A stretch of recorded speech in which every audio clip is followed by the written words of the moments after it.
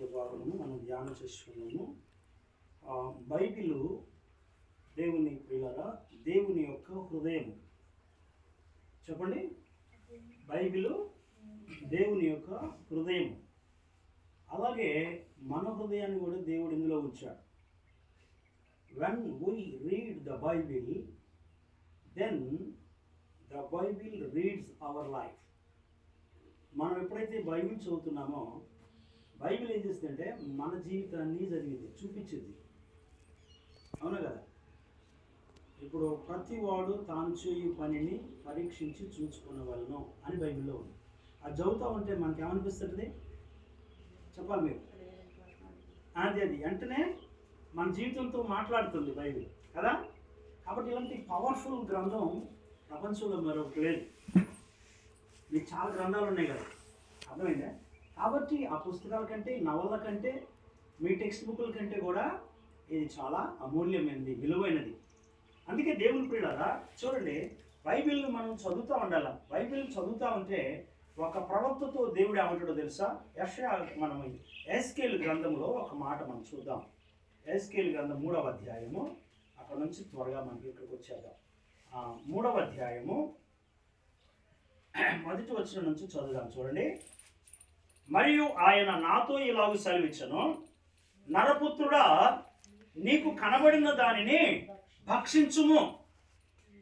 ఈ గ్రంథమును భక్షించి ఇశ్రాయేలీయుల యొద్దకు పోయి వారికి ప్రకటన చేయుము. నేను నోరు తెరవగా ఆయన ఆ గ్రంథము నాకు తినిపించి ఏమంటున్నాడు దేవుడు? నరపుత్రుడా, నీకు కనబడిన దాన్ని భక్షించుము. భక్షించడం అంటే భుజించడం, తినడం. అన్నం తింటాం, కాయలు తింటాం, ఇంకేవో తింటాం. కానీ బైబిల్ తినేవాడు తక్కువ కదా. తినడం అంటే బైబిల్ చదవటం. అందుకనే దేవుడు అంట ఎస్కేల్తో మాట్లాడుతూ ఉన్నాడు, ఓ నరపుత్రుడా, ఓ నరుడా, నీవు ఈ గ్రంథాన్ని నువ్వు చదువు. ఈ గ్రంథాన్ని చదివి నీవు గుండెల్లోకి తీసుకొచ్చుకొని దాన్ని భద్రపరుచుకొని, ఇదిగో ఈ లోకంలో నా ప్రజలు ఉన్నారు, వారికి కేవలం ఆహారం వల్లనే బ్రతుకుతాం అనుకునే వాళ్ళు ఉన్నారు. బైబిల్ అంటా ఉంది, మనుషుడు రొట్టె వలన మాత్రమే జీవించడు కానీ దేవుని నోటి నుండి వచ్చేటువంటి ప్రతి మాట వలన జీవిస్తాడంట. Man cannot live by bread alone but by the every word of God అంట. If we have gold and properties and good clothes and good building and cars, can we live happily? చెప్పాలి. ఏమన్నాను? మనకి చెప్పు, బిల్డింగులు, మంచి డబ్బు, వెండి, బంగారాలు, లేదా మంచి మంచి వాహనాలు మనకుంటే మనం సంతోషంగా జీవించగలమా? అన్నున్నా సరే we can't live happily and peacefully. అర్థమైందా? అన్నున్నా కానీ మనం సంతోషంగా జీవించలేం, ప్రేమగా కుటుంబంలో మనం జీవించలేం. కారణం ఏంటో తెలుసా? దేవుని వాక్యము అనేది చాలా అవసరం. ఆ వాక్యమే మనకి ఏం నేర్పింది? సమాధానంగా ఉండటం నేర్పింది. ఆ వాక్యమే తండ్రిని గౌరవించు అని చెప్పింది. ఆ వాక్యమే తల్లి మాట విను అని చెప్పింది. ఆ వాక్యమే సావుకుల మాట విను అని చెప్పింది. ఆ వాక్యమే కోప్పడమాకు అని చెప్పింది. ఆ వాక్యమే గర్వపడమాకు అని చెప్పింది. ఆ వాక్యమే నిన్ను కన్నా తల్లిదండ్రుల యొక్క మాట విను, నీ సావుకుల మాట విను, నీకేదో అవసరమో దాని గురించి నువ్వు దేవుని అడుగు అనే చెప్పింది ఆ వాక్యం. అందుకనే we need a great word of God which can give us that spiritual food అన్నమాట. ఆత్మ సంబంధమైన, మానసికమైన, హృదయములో ఉన్నటువంటి గాయాలను మాన్పగలిగేది దేవుని వాక్యం. హృదయంలో ఆకలేసినప్పుడు పిల్లరా ఆకలి తీర్చేది దేవుని వాక్యం. హృదయంలో నెమ్మదిగా ఉండు, జాగ్రత్తగా ఉండు, మంచిగా ఉండు, గర్వపడమాకు, కోపడమాకు, ద్వేషించమాకు, ప్రేమించు, ఓపిక పట్టుకో, అన్నిటినీ సహించు, కష్టపడి పనిచేయి, అబద్ధం ఆడమాకు, దొంగతనం చేయమాకు, ఒకరిని ద్వేషించమాకు అని చెప్పేది ఈ బైబిల్. సో మనకి ఈ వాక్యం ఏం చేస్తుందంటే చెడిపోయే మనలను, పాడైపోయే మనలను, నశించిపోయే మనలను బాగు చేయగలిగింది అన్నమాట ఈ వాక్యం. This Bible has that kind of power to stand a man in any place అన్నమాట. ఎక్కడైనా సరే మనుషుని నిలబెట్టగలిగినటువంటి సామర్థ్యం కలిగింది ఈ బైబిల్ అన్నమాట. అందుకని అంటున్నాడు ఎస్కేల్తో, నువ్వు ఈ బైబిల్ చదువు, ఈ బైబిల్ చదువు. అందుకని మనం ఏం చేయాలంటే బైబిల్ చదవాలా. కేవలం ఆహారం, వస్త్రాలు, చదువులు, డిగ్రీలు, లేకపోతే ఇంకా ఏమి వెండి బంగారాలు ఉన్నా కానీ దేవుని బిడ్డలారా ఈనాడు సాఫ్ట్వేర్ ఇంజనీర్లు చాలా చాలా డబ్బు సంపాదించిన వాళ్ళు చాలా మంది ఉన్నారు. అయినా సరే వారి మధ్యలో భార్యకి భర్తకి మధ్యలో సమాధానం లేక ఒకరికొకరు పడక, డబ్బులు కాడని, లేకపోతే తిండి కాడని, లేకపోతే నీకొక్కారు నాకొక పడక, నీకొక పడక, నా ఇల్లు వేరు నీ ఇల్లు వేరు అని ఈ విధంగా వాళ్ళకు ఉన్నటువంటి ఆస్తులను బట్టి, డబ్బులు బట్టి, ఉద్యోగంలో వచ్చినటువంటి సంపాదన బట్టి డివైడ్ అవుతూ ఉన్నారు. కానీ వారు సంతోషంగా కలిసి జీవించలేకపోతా ఉన్నారు. కారణం ఏంటి తెలుసా? వారికి దేవుడు తెలియట్లే, వారు దేవుడు తెలుసుకోవట్లే, దేవుని వాళ్ళు గుర్తించట్లే. అందుకని if you have the God, if you have the word of God, if you have the good servant, నీకు మంచి సేవకుడు, నీకు మంచి బైబిల్, నీకు మంచి దేవుడు అయిన యేసు నీ గుండెల్లో, నీ జీవితంలో, నీ కుటుంబంలో ఉంటే నీ కుటుంబం చెల్లాచెదురు కాదు. నీ కుటుంబంలో గొప్ప కార్యాలు తప్పకుండా జరుగుతాయి. అర్థమైందే? అందుకనే మనకేం కావాలంటే we need the perfect word అనమాట. మనకు దేవుని వాక్యం కావాలి. ఆ వాక్యాన్ని మనం చదవాలా, ఆ వాక్యం చదవాలా, ఆ వాక్యం లోపల తెచ్చుకోవాలా, ఆ వాక్యం చెప్పినట్లుగా లోబడాలి. అర్థమైందా? అందుకని we must be obedient to the lord అనమాట. దేవునికి మనం ఈ విధంగా ఉండాలి. ఇప్పుడు చెప్పు, నీ దగ్గరకు వచ్చి నీ కాళ్ళు పట్టుకోవాలి తెలుసా? నీ దగ్గరకు వచ్చి క్షమాపణ తీసుకోగలను. కారణం ఏంటి? నేను నిన్ను ప్రేమిస్తున్నాను కాబట్టి. ఎందుకు ప్రేమిస్తున్నాను? నా దేవుడు ప్రేమ గలవాడు కాబట్టి. నా దేవుడు నేర్పిన పాఠం అది. అర్థమైందా? కొట్టినా కానీ సహిస్తాను. కారణం ఏంటి? నా దేవుడు నేర్పాడు. తల్లిదండ్రులు తిట్టినా కానీ పడతాను, విశ్వాసం తిట్టినా పడతాను. అర్థమైందా? ఒకవేళ ఆహారం, మంచి ఆహారం పొద్దునే లేకపోయినా కానీ ఎల్లిపాకారం వేసుకొని తినమన్నా తింటాను, నొట్టి నీళ్లు తాగమన్నా తాగుతాను. ఇంటికి వచ్చినా కానీ ఒకవేళ కుర్చీ అయిపోయినా కానీ అలా నిలబడతాను, మంచి నీళ్ళైపోయినా నిలబడతాను, పాలిపోయినా అలా ఉంటాను, వచ్చి వెళ్తాను. మనకు కావాల్సిందంటే ఈ విధేయత మనకు నేర్పేది ఎవరనంటే దేవుడు. కాబట్టి when you go through the Bible then God will lead you in such life అన్నమాట. ఆ జీవితంలో దేవుడు నిన్ను నడిపించగలుగుతారు ఎప్పుడు నువ్వు బైబిల్ ద్వారా, దేవుని ద్వారా నడవగలిగిన. అందుకనే దేవుని పిల్లల మరి కాబట్టి దయచేసి కొరింథీయులకు రాసుకోవచ్చు. ఏం చేయాలి మనం ఇప్పుడు? మనకేం కావాలా? బైబిల్ కావాలి. బైబిల్ చదువుకోవాలా. నువ్వు ఏం పట్టుకుంటే తెలుసా? నువ్వు వజ్ర పట్టుకుంటే నీకు ఫ్యాషన్, అంబర్ పట్టుకుంటే ఫ్యాషన్, సిగరెట్ పట్టుకుంటే నీకు స్టైల్. అందరూ నేను భలే చదువుతున్నాను, మంచి బైక్ మీద హ్యాపీగా స్పీడ్గా పోతా ఉంది, కష్టంగా ఇస్తా ఉంటుంటే అబ్బో బలగిచ్చారంట. కానీ అది నీ జీవితాన్ని పాడు చేస్తుంది. ఇది పట్టుకున్నావు అనుకో, చెప్పు, ఇది పట్టుకున్నావు అనుకో, నేను నువ్వు బాగు చేసుకోగలుగుతావు. ముందు నువ్వు బాగుపడాలి, అంతే కదా? ముందు నువ్వు బాగుపడాలి, తర్వాతే మనం ఇతరులు బాగు చేయగలుగుతాం. అందుకని దేవుని పిల్లరా, కాబట్టి మనం దేవుని యొక్క వాక్య భాగంలోకి వెళ్దాం. చూడండి, కొరింథీ పత్రిక, మొదటి కొరింథీ పత్రిక 14వ అధ్యాయం. మొదటి వచ్చిన భాగంలో ఒక మాట, ప్రేమ కలిగినటకు ప్రయాసపడుడి. రైట్, ఏంటట? ప్రేమను కలిగినటకు ప్రయాసపడుడి. చూడండి, నేను ఒక పాట రాశాను. మనిషి ప్రేమలో స్వార్థమున్నది, యేసు ప్రేమలో శాంతమున్నది. మనిషి ప్రేమలో మరణమున్నది, యేసు ప్రేమలో జీవమున్నది. ఏంటంట? ఇప్పుడు చెప్పండి. మనిషి ప్రేమలో స్వార్థం ఉన్నది, యేసు ప్రేమలో జీవమున్నది, శాంతం ఉన్నది. శాంతి సమాధానము ప్రేమ ఉన్నది. మనిషి ప్రేమలో మరణం ఉన్నది, యేసు ప్రేమలో జీవం ఉన్నది. మనిషి ప్రేమను, దేవుని ప్రేమను నువ్వు జాగ్రత్తగా పరిశీలన చేసి చూసుకోవాలా. డబ్బున్నంత వరకే మనుషుడు నిన్ను ప్రేమిస్తాడు, నువ్వేదైనా ఇస్తానంటే నిన్ను ప్రేమిస్తాడు. అర్థమైందా? కాబట్టి దేవుని ప్రేమరా, మనిషి ప్రేమలో నిజంగా మరణం ఉన్నది. ప్రేమిస్తున్నాను, నీకోసం ప్రాణమైనా ఇస్తానన్నవాడు ప్రాణం చేస్తా ఉన్నాడు. అర్థమైంది కదా? అమ్మాయిని ప్రేమిస్తానని ప్రేమించి ఒక దేశంపై ఆమె చేసి పాడు చేసి పడేస్తాను. అబ్బాయిలు కూడా చాలా మంది మోసగించే వాళ్ళు ఉన్నారు, అమ్మాయిలు. అందుకని లోకం కదా లోకము, ఈ లోకం మాయరా గతించే ఛాయరా. ఈ లోకం మాయా. నువ్వు మోసపోయి నమ్మేవనుకో నువ్వు నష్టపోతావు. జాగ్రత్త. ప్రేమించడం అనేది జరిగితే ఎవరిని ప్రేమించాలో తెలుసా? ఇస్సాకు యవనస్తుడిగా ఉన్నప్పుడు ఎప్పుడు ప్రేమించాడు తెలుసా? వివాహమైన తర్వాత తన భార్య అయిన రెబ్కాను ప్రేమించాడు. ప్రేమ అనేటువంటిది దేవుని ప్రేమ బైబిల్ చరిత్రలో దేవుల్లో లేదు. ఎప్పుడు ప్రేమ ఉంది తెలుసా? ఎప్పుడుంది? వివాహం అయిన తర్వాత భార్యాభర్తలు ప్రేమించాలి. లోకంలో మాయ ప్రేమలు పెళ్లి కాకముందే, వివాహం కాకముందే. ఎన్ని సంవత్సరాలు అండి? ఒక అమ్మాయి 4వ తరగతి అంట, ఇంకొక అబ్బాయి 7వ తరగతి అంట. ఈ అబ్బాయి పోయి ఆ అమ్మాయికి ప్రేమ లేక ఇచ్చిండట. అయిపోతారని చూస్తున్నాడు ఒక ఆయన. పోయి ఆ అమ్మాయి ఇంట్లో అలర్ట్ వేసి పోయిందంట. ఐ లవ్ యూ అని రాసిందంట. అమ్మాయి కూడా కొంతకాలం కొద్ది సమయం తర్వాత మళ్ళా వాడికి ఆయన ఏంటండి ఇది? ఏంటి మాయలోకం? చెప్పండి, ఎంత భయంకరంగా ఉంది ఈ లోకం. అందుకని మనిషి ప్రేమలో స్వార్థం ఉన్నది, యేసు ప్రేమలో శాంతం ఉన్నది. మనిషి ప్రేమలో మరణం ఉన్నది, యేసు ప్రేమలో జీవం ఉన్నది. మన కళ్ళ ముందు చూస్తా ఉన్నాం. పేపర్లో చూడండి, టీవీలో చూడండి, సెల్ ఫోన్లో చూడండి. ఎంతమంది అండి చచ్చిపోయేది? ఎంతమంది అండి ప్రేమ అని చెప్పేసి మోసాలు. దేవుని ప్రియులారా, కాబట్టి మనం మోసపోవడానికి వీల్లేదు. నువ్వు ఆ టార్గెట్ పెట్టుకోవాలి. నా జీవితంలో నా తల్లిదండ్రులు నన్ను ప్రేమించి నాకు వివాహ వయసు వచ్చినప్పుడు వారు వివాహం చేసేదాకా నేను అలాంటి వాటి జోలికి వెళ్ళను. కనుక దేవుని బిడ్డలారా చూడండి, ప్రేమ ఇది యేసు ప్రేమ,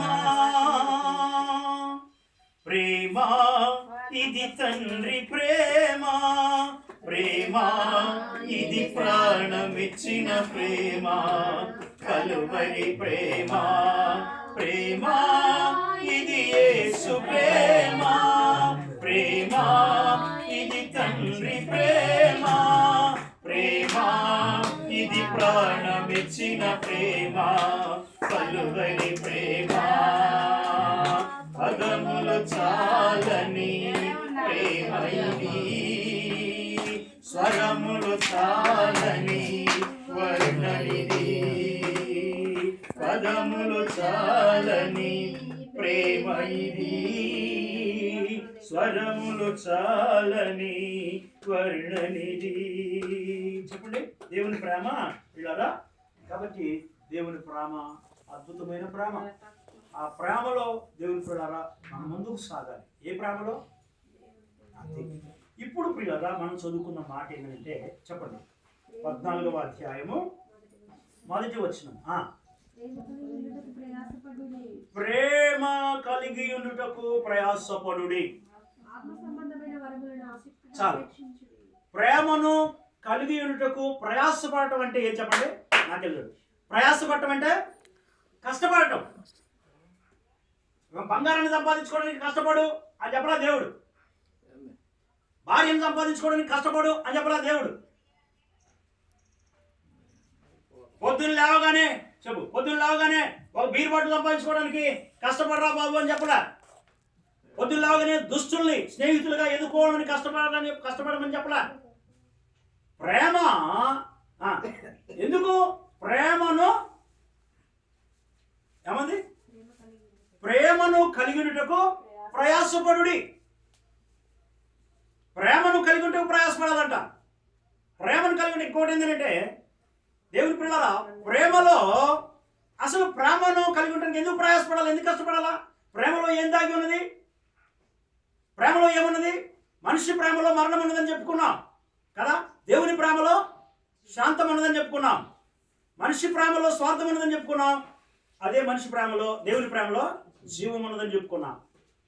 కనుక ఇక్కడ పౌలు గారు చెప్తున్న మాట ఏంటంటే, మనుషుల ప్రేమ గురించి కాదు, కానీ మనుషుల ప్రేమ చూసి చూసి చూసి చూసి మరణాన్ని తెచ్చుకున్నాడు చివరికి మనిషి. అవును కదా? చెప్పు కదా. కాబట్టి దానివల్ల ప్రయోజనం లేదు. ఇక మరేం కావాలి? దేవుని ప్రేమ మనకు కావాలి. ఎందుకు? దేవుని ప్రేమలో ఏమన్నదో తెలుసా? దేవుని ప్రేమలో ఏమన్నది? అందుకనే బైబిల్ అంటున్న మాట ఏంటంటే, ఒక మాట ఏముందంటే, జాగ్రత్త వినాలరా.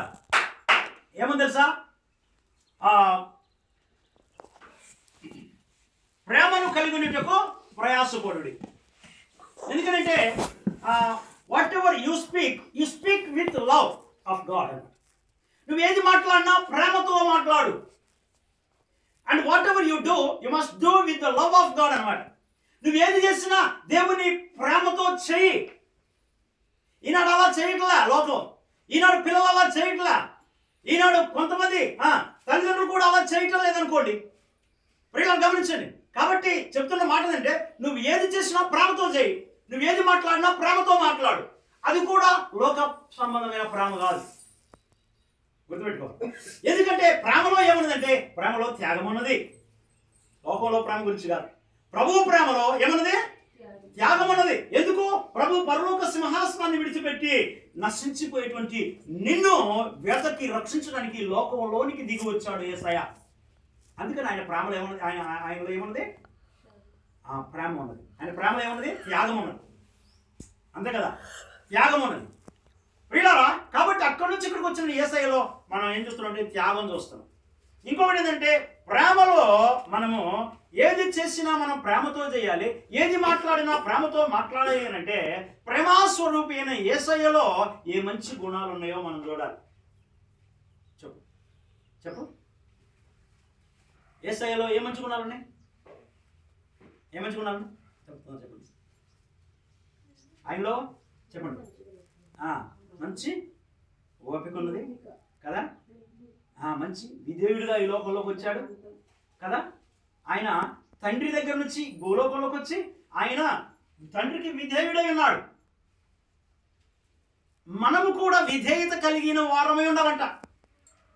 ఏది చేసినా ప్రేమతో చేయమన్నాం కదా. కాబట్టి ఇప్పుడు ఏం ప్రేమలో ఏమన్నదంట? విధేయత ఉన్నది. తండ్రితో విధేయుడిగా ఉండాలా, తల్లితో విధేయుడిగా ఉండాలా, పెద్దలకు విధేయుడిగా ఉండాలి. మనం ఎక్కడా గర్వించకూడదు, పొగరుగా మనం కోపించుకోకుండా మనం జాగ్రత్త పడాల్సిన అవసరం ఉన్నది. అందుకని దేవుని పిల్లరా, ప్రేమ ఇప్పుడు అందుకని మనం అంటాడు, ప్రేమను కలిగింటకు ప్రయాసపడు. కాబట్టి ఆ ప్రేమలో ఏముందంటే ఓర్పు ఉన్నది, ఆ ప్రేమలో జ్ఞానం ఉన్నది, ఆ ప్రేమలో సహనం ఉన్నది, ఆ ప్రేమలో దీర్ఘశాంతం ఉన్నది, అర్థమైందా? ఆ ప్రేమలో దయ, జాలి, కనికరము ఇవన్నీ ఉన్నాయి. కాబట్టి మనం అది కావాలి మనకి. ఈ లోక ప్రేమలో ఏమని? స్వార్థం, లోక ప్రేమలో మరణం, లోక ప్రేమలో ద్వేషం, లోక ప్రేమలో కోపం. ప్రేమించినట్టే ఉంటాం కానీ కోపం నా సంగతి తెలియదు. కాబట్టి లోక ప్రేమ కంటే మనకి దేవుని ప్రేమ మన జీవితాన్ని బాగు చేసింది, మన కుటుంబాన్ని కట్టింది, మన పిల్లలను బాగు చేసింది. మన కుటుంబంలో ఐక్యత, ప్రేమ, సమాధానము, నెమ్మది, వినయము, విధేయత, ఒకరినొకరు గౌరవించుకోవడం కదా. నాకు ఆకలిస్తున్నా కానీ నేను తినేటువంటి అన్నం నీకు పెట్టేటువంటి ప్రేమ మన క్రీస్తులో ఉన్నది.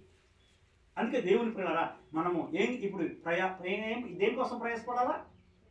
క్రీస్తు ప్రేమను కలిగి ఉండకు మనం ప్రయాసపడాలి.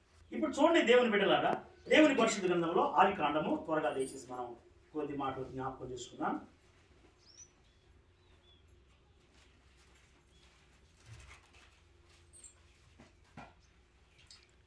ఇప్పుడు ప్రేమ, యేసుని ప్రేమ, అది ఎవ్వరు కొలువలేనిది, నిజము దీనిని నమ్ముము, అది భూమి అందించలేనిది. అవునా? దేవుని ప్రేమ భూమి అందించదు. దేవుని ప్రేమ భూలోకంలో మనుషుల దగ్గర మనం చూడలేము. ఇంకేమైనా ఉంది? వచ్చిన చెప్పండి. తల్లి తండ్రుల ప్రేమ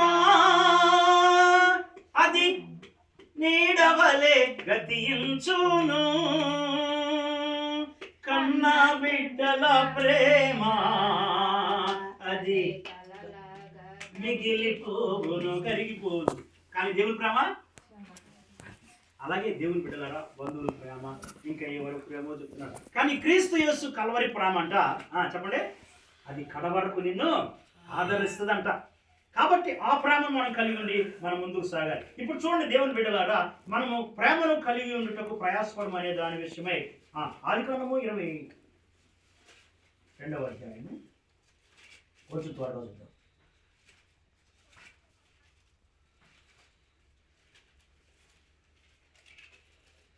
22వ అధ్యాయం 7వ వచన భాగంలో ఒక మాట 6 లేదా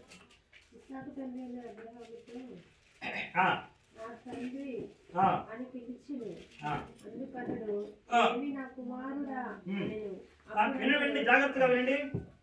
వారు ఇద్దరు కూడి వెళ్ళుచుండగా ఇస్సాకు తన తండ్రి అయిన అబ్రహాముతో నా తండ్రి అని పిలుచును. అందుకు అతడు ఏమి నా కుమారుడా.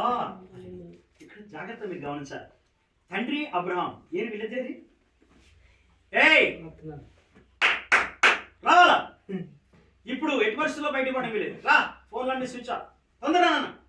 చూడండి, ఇక్కడ తల్లిదండ్రులు, ఇక్కడ ఎవరున్నారు? తండ్రి కొడుకులు మనకు కనపడుతున్నారు. ఎవరెవరు వాళ్ళిద్దరు చెప్పాలి? ఎవరెవరు? తండ్రి పేరు తెలియదా? తండ్రి పేరు అబ్రహాము, కొడుకు పేరు ఇస్సాకు. Very good. తండ్రి పేరు అబ్రహాము, కొడుకు పేరు ఇస్సాకు. వీళ్ళిద్దరికి దేవుడు ఒక పని చెప్తే ఆ పని మీద వెళ్తా ఉన్నారు.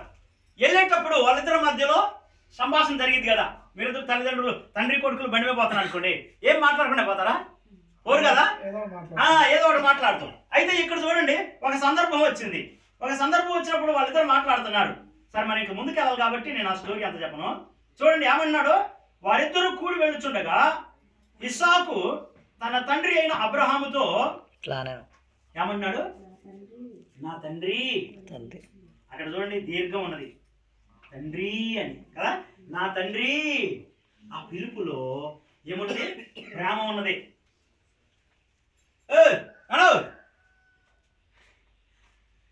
ఇది అడగండు, తాళ చేయదు.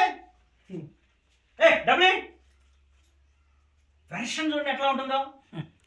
ఏంటి సంభాషణ? తండ్రి పెద్దవాడు, నిన్ను కన్నవాడు, నీకు కావలసినవి ఇచ్చేవాడు, నీ భారం భరించేవాడు, నీకున్నది నీకు కావలసిన అన్ని సమకూర్చేవాడు. నీకు ఎప్పుడు ఆపద వచ్చినా, నీకు ఎప్పుడు అవసరం వచ్చినా నేనున్నాను రా, నువ్వేం బాధపడమాకు, నువ్వేం భయపడమాకు. నిన్నెవడన్నా కొట్టాడా? నేనున్నాను. నిన్నెవడన్నా తిట్టాడా? నేనున్నాను. నీకేదైనా కావాలా? నేనున్నాను. నీ కోసం అవసరమైతే నాకు